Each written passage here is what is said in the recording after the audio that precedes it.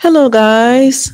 So I want to talk about this real quick, and I titled it "Pay Less Attention to the Physical World." And I'm learning this myself, and it's very difficult. When I say pay less attention, I'm not just talking about meditation and clearing your mind and centering yourself.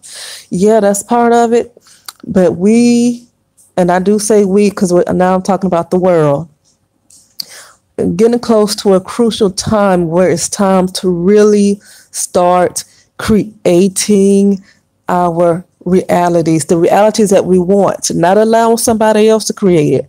And how do you allow somebody else to create your reality? By paying too much attention to things that we see in the outside world. Some of that could be your job. So I'm not just hopping on television, and I'm not just hopping on YouTube videos this time. I'm not just doing that this time. It could be your 9 to 5 job. It could be your business. It could be a lot of things. So I've kind of been prompted. And when I feel prompted to do something, I do it right away. I try not to wait a few hours later because I'm not going to feel the same passion to make the audio, and I won't do it. And it'll be like another year or a few months before I do it again. So I'm just making it now. But the physical world is, like I've been saying in the last couple of videos, is your external world. It's what you feel like you're seeing on the outside. I'm going to use an example right quick of things I see during my meditations, right? So before I left Los Angeles, California, and after this, I'm going to play a little small audio. It might be boring to some of you, but I just encourage you to just listen. Listen with your first eye. People call it third eye. It's your first eye. Listen with that and really get what they are saying. It's time to learn how to create your reality from within. Your outer world is just a reflection of what's going on within side of you. And the people that you come into contact with is really what's going on inside of you. So let me tell you about this, what I saw during the meditation before I left Los Angeles, right? And so during the meditation, I saw myself leaving out of a movie theater and the credits were rolling. And because of I know how to interpret things because of my many meditations and images that I see during meditations. Sometimes I look it up or I just think about what it means. And so what that means is that an old chapter of my life is ending and it's time for a new chapter. Basically meaning I'm moving to a new parallel world. I'm in a new parallel world. When I was in the United States or Los Angeles, and it's not just United States, but when I was in Los Angeles, I was in a different parallel world. When I came to India, it's a new parallel world. We move through parallel worlds all the time without knowing it, okay? Because a lot of us have no knowledge of it. When you change, like if you get rid of old energy patterns, like if you want to change your life for the better and you focus on positive things and you focus on doing something different, and then you move into that, you just moved into a new parallel world. So it's not just about me moving to India. It's just, I was just using that as an example because I moved into many parallel worlds when I was living in the United States. Okay. If you battle depression and you work on getting better with depression and you do things to positively affect your life to see things in a more positive manner, and you meet different people, that's evidence of moving into new parallel worlds. Okay. And then the people that you meet, you say they change, but really you meet different versions of those people. But I don't want to get too deep into that.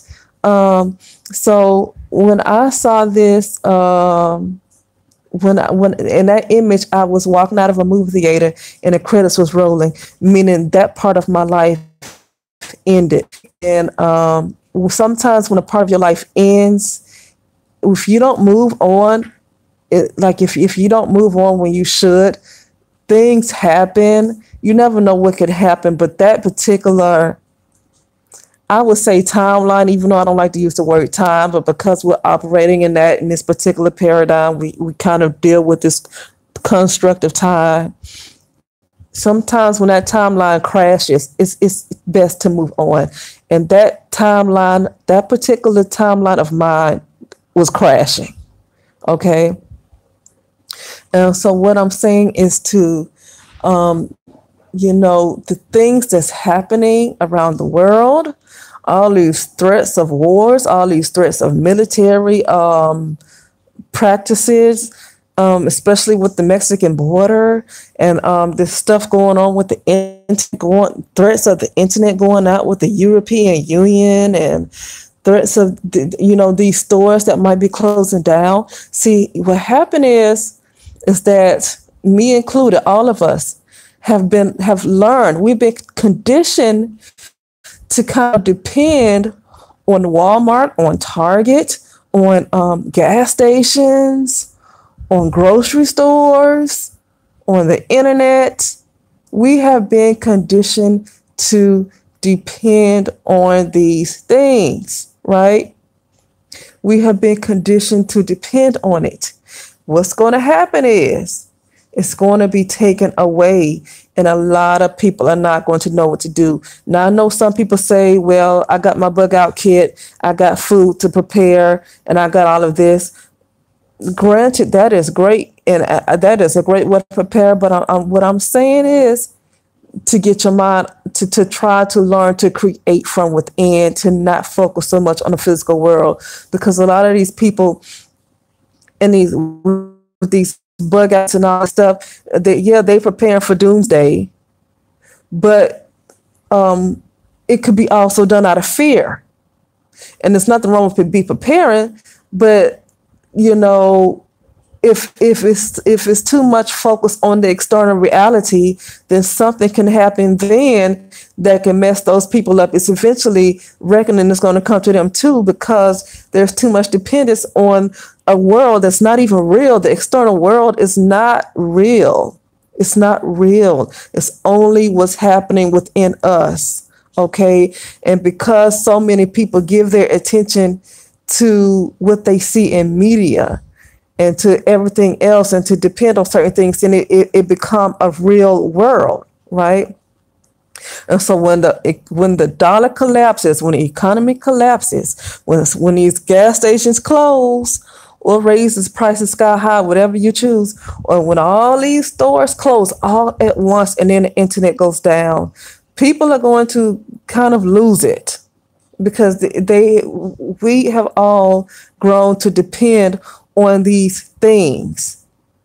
And so with that said, I'm going to leave you with this. But like I said, I left a movie theater. Now, the reason why it showed me leaving a movie theater is because we are literally, our lives, we are literally living out a movie. I also meditated one time, and then I saw an image of a projection screen. When you're in the movies and you look up top and you see somebody, you see the projection rolling, and you see the light come out from that little window going into the movie screen. That is our life, and that's what my inner self was telling me. That's what my life is. I am the small person that's behind this little screen, behind this window, and the light is going out, and you're looking at a movie. And our lives, what we see every day, we're looking at a movie. Whether it's your husband, whether it's your mother, whether it's Thanksgiving, whether it's Christmas, whether it's no matter what you do, you are looking at a movie. And that is what I saw during my meditation. And so what I'm telling you is that we are making our movies. But we are not consciously making our movies, because we believe everything, not everything, but we have grown dependent on this outside world, and kind of allowed a lot of these chips to be implanted in us via CNN, via reality shows, via YouTube, via all this hate towards Black women. That's just something I threw in there. But the world is much bigger than what these guys say on YouTube and they hate towards Black women. The world is really much bigger than that. It really is. And so I don't want to have that type of tunnel vision. It's really bigger than what we think. Because if you stop listening to these people altogether, if you leave the Black sector, YouTube and black media alone and stop focusing on that level of toxicity. See that type of toxicity is so toxic to the point where it'll drive you down a cliff. That's why it's best to leave that alone, because it's no good to listen to that mess. The scholars isn't on the downside of economics. Instead of focusing on the solution and recognizing that the people who want to focus on, black people coming up, instead of constantly talking about what's going wrong, focus on what you can do to be better. Because it's like when you can better, then you create that new illusion, because that's what we live in, an illusion. You create that new illusion for yourself. And so that's why I say just leave that whole thing alone altogether. I don't even care if they're scholars. I don't care if they're financial experts. Unless you pay a financial expert, they happen to be black, that's different, because then they're paid to help you. But I'm talking about on in the media and YouTube. They seem to just be focusing on the negatives instead of really, really talking about, strategies to become a superpower, like all of these other nations are doing. But I'm going to get into an audio, and I hope I didn't bore you too much, but I wanted to listen to it right quick. I hope it's not too boring for you, but it'd definitely be beneficial. And I'm going to play it right quick. All right. Here we go.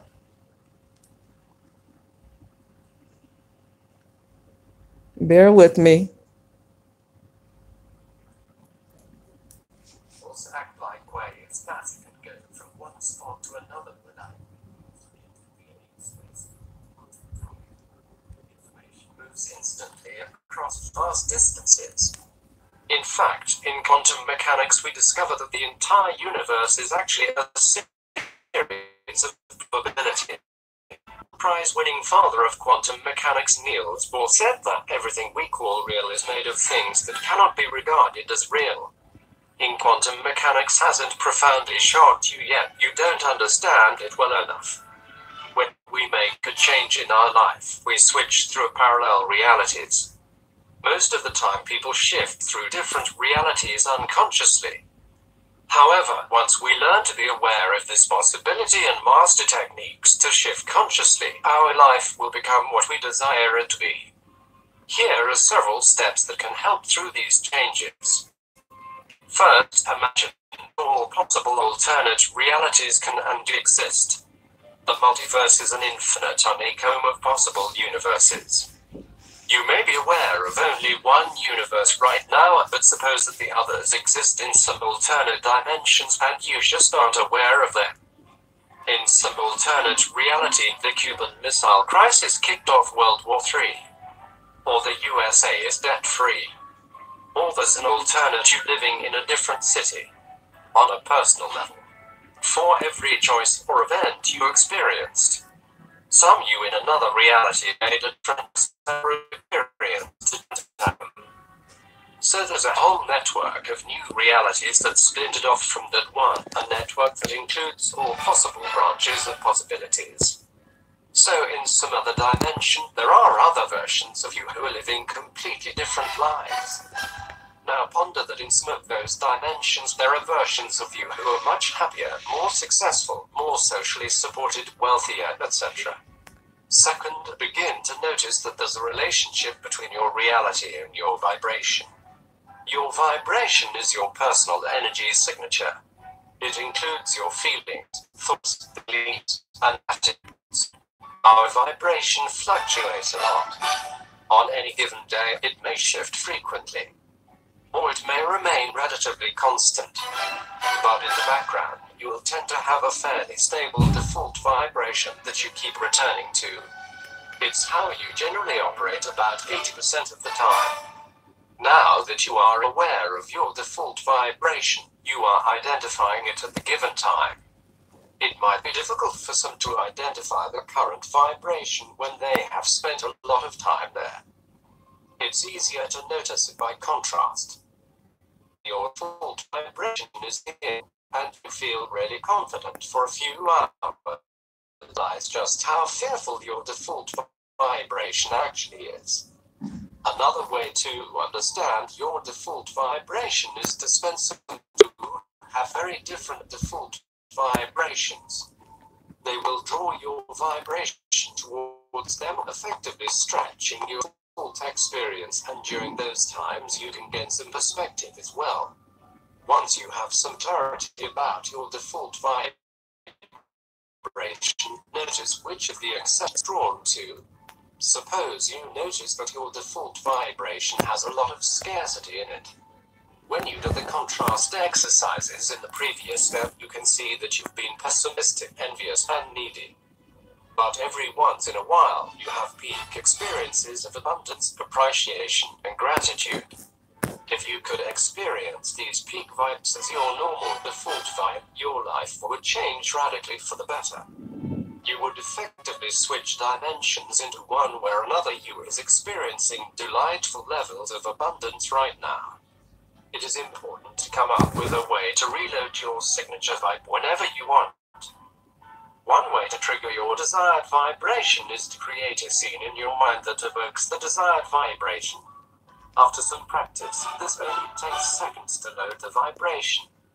You may need to play around with the scene in your mind to reach the point where it feels just right.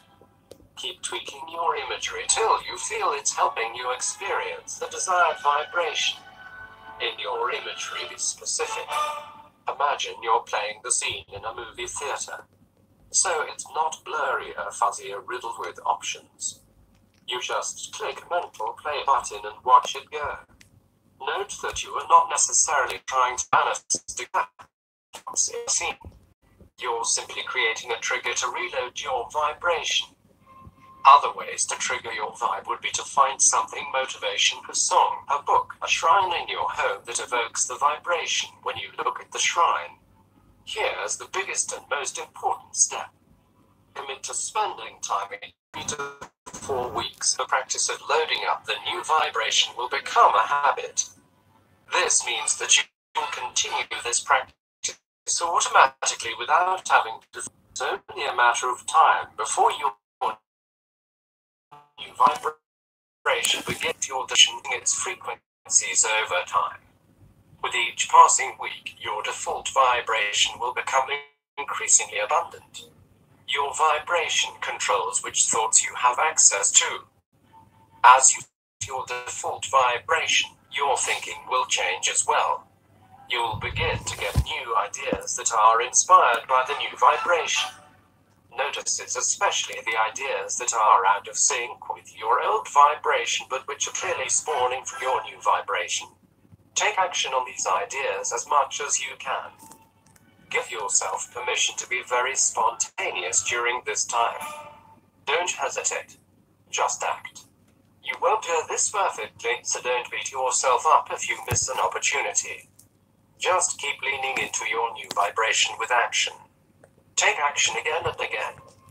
As you shift your vibration, your reality is going to shift too. But you must cooperate with these shifts. If you fail to cooperate, you'll effectively block the shift from taking place, and you will remain stuck in your old reality. As you shift your vibration internally, you're going to see some flare-ups of polarized energy in your external reality. Some of it will be very positive. New forms of support will rush towards you to encourage you, but much of it will take the form of resistance. A common form of resistance is the old relationship you had with people which were a result of your full vibration. As you shift vibration, your relationships must change as well. As you see your reality begin to shift, welcome it. Notice signs that you're making progress and celebrate them. Creatively observe that your reality is indeed changing.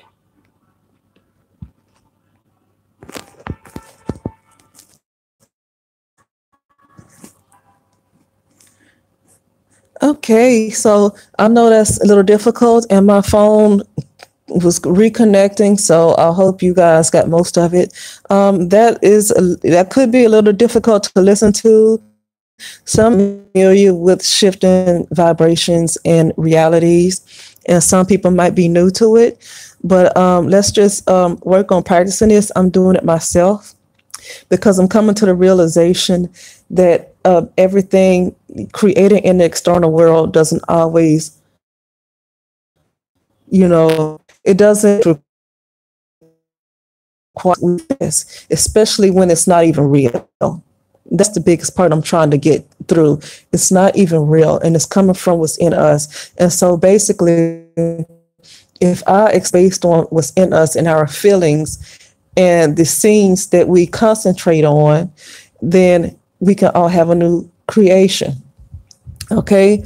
But with that being said, and also, if a lot of these, this is what these nations, if more people practice this, a lot of them, those global elites, these superpowers, these other nations, they would not have any power over anybody. They would completely be usurped if people practice this.